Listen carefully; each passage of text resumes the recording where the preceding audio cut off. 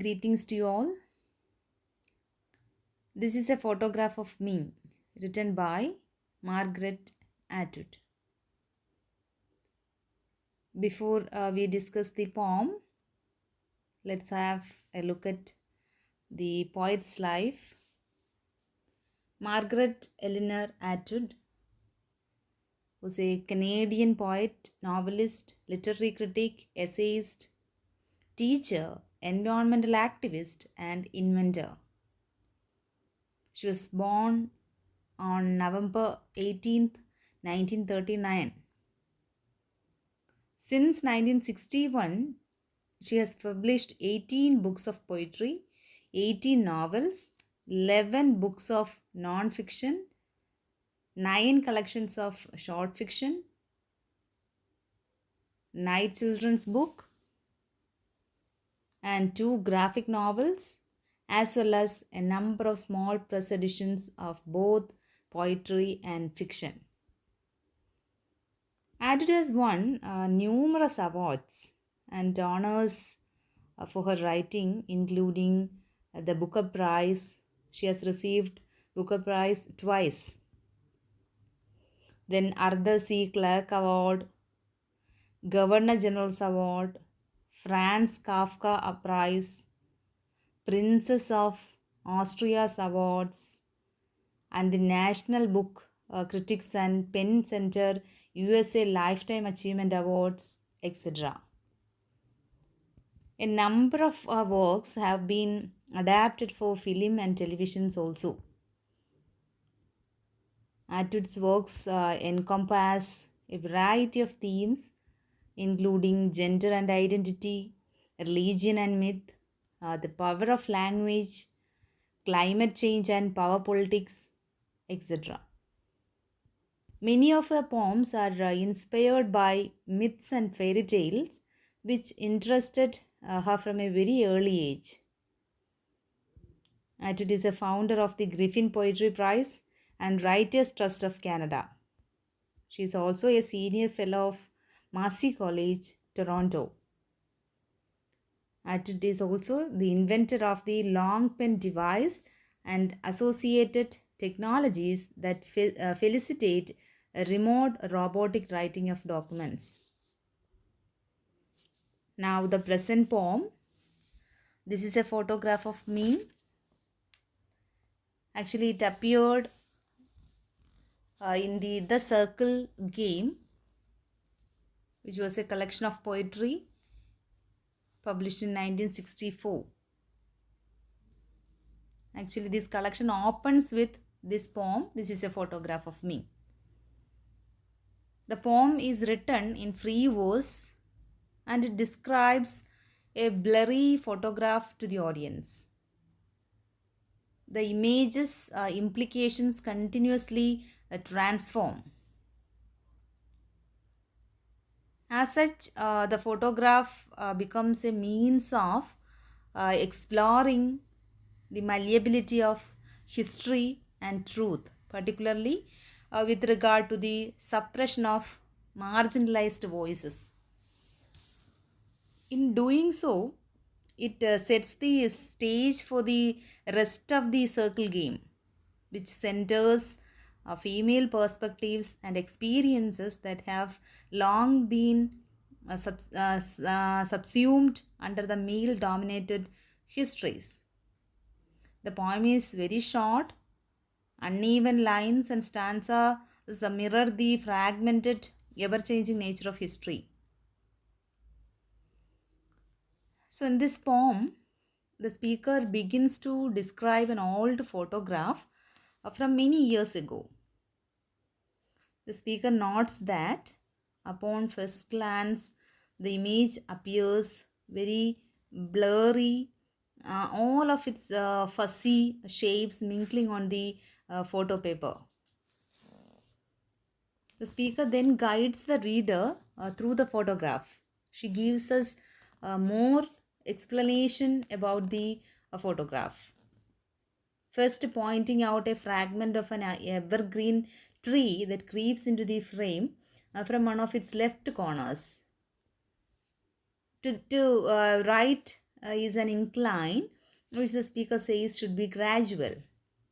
Halfway up the incline is a little house whose weight is supported by the wooden frame. Then the speaker describes the background of the image, the background of the image in which she is describing. She is here drawing the audience attention to a lake behind which sit short hills.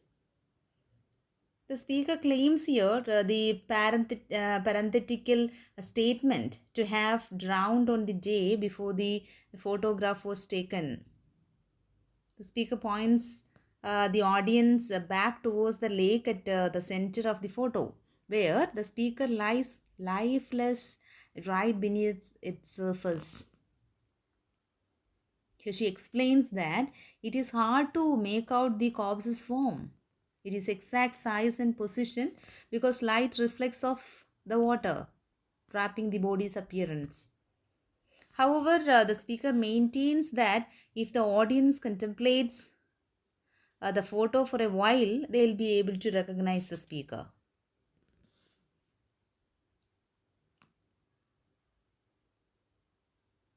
So, however, she is about halfway through the poem. She revealed that the speaker's lifeless body is also pictured. So, as the photo is a narrative becomes increasingly dark and complex, the speaker exposes the limitations of recording history. It requires a simplification. The poem implies centering certain experiences as others fade and effectively resulting in the eraser of those with the less power. After presenting the reader with a vague image, the speaker points out specific features and a picturesque scene begins to take shape. The initial scan of the photograph reflects the ease with which documents can be used to be fabricate and uncomplicated version of past events.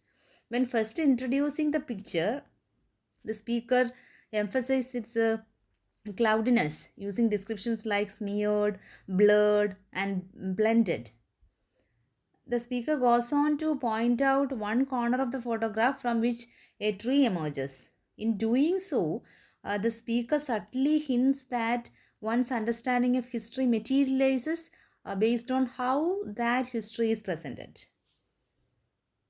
Indeed, the speaker says at first it seems to be a smeared print, indicating that history is at least as much based on the interpretation of its records as it grounded in raw data. When the speaker continues to guide the readers through the image, delineating a slight incline and a humble house in the foreground, beyond which lie a lake and hills. So the speaker uses soft language to describe the scene. As a result, the scene appears very calm and serene.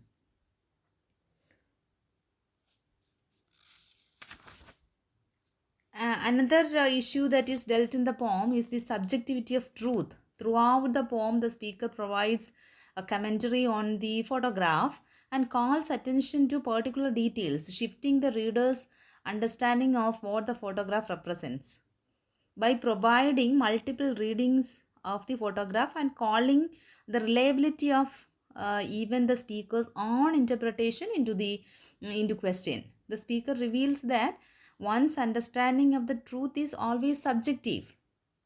As the speaker describes the image, the reader's understanding of what it depicts continuously transforms or changes, revealing that even objective documents like photographs can be interpreted in different ways. Initially, the image is hazy and difficult to make out, little more than blurred lines and grey flecks blended with the paper. This description of the photograph is a smeared print, is highly abstract and emphasizes the lack of clarity with which it presents its subject. So the speaker illustrates that one's concept of truth itself is based on the perception. So perception of people changes, perception changes from person to person. So something unfixed and easily manipulated. That is what the poet says. So, as a whole, the poem itself is an example of attitudes, perspectives subsumed under male-dominated histories. So it vocalizes the experience of those who feel shut out of their own histories and indicates that the poems to come, will illuminate such truths. That's all about the poem. Thank you for listening to me. Hope you have understood. Thank you.